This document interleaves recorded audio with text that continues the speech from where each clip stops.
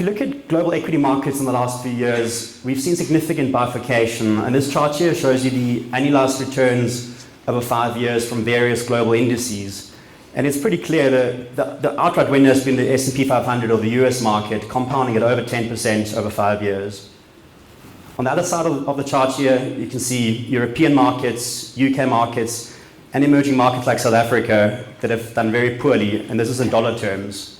In fact, as a dollar investor, you've been flat in South Africa and actually lost money out of the UK. It's no surprise that the consensus today is people are going to invest into the S&P 500.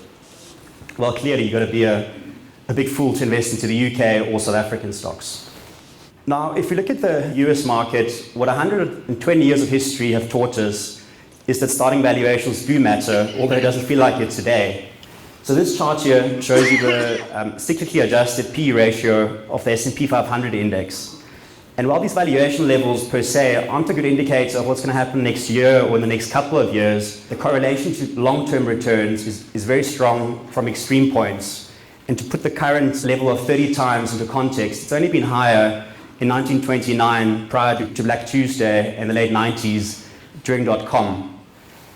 What's interesting here is the subsequent returns of these extreme levels have been extremely poor. So in 1929, the markets lost 9% per annum compound for 10 years, and in 1999, 5%.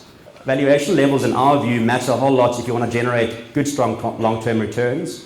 And historically, a good recipe has been to buy when valuations are cheap. And you can just see some examples here of subsequent 10-year returns when valuations were low. While the US has been the outperformer, as you all know, this hasn't been shared with other markets. I mean, the UK's FTSE 100, the Japan's Topics, Euro stocks are actually at similar levels as they were in 2005 and late 90s. We've done an exercise at PSG where we looked at the share price performance of all global stocks, and we've used companies that are over $1 billion in market cap and size, and looked at what they've done. And ultimately, 2/3 of global companies are trading at more than 20% below their 5-year high share prices in dollars, which is astounding. And 25% of those companies have actually lost more than half their value. Now, when we delve deeper into the market, this chart here shows you the percentage of companies for various indices that are in a bear market. And notable is the JSE All Share. I mean, you all know the index pretty well here.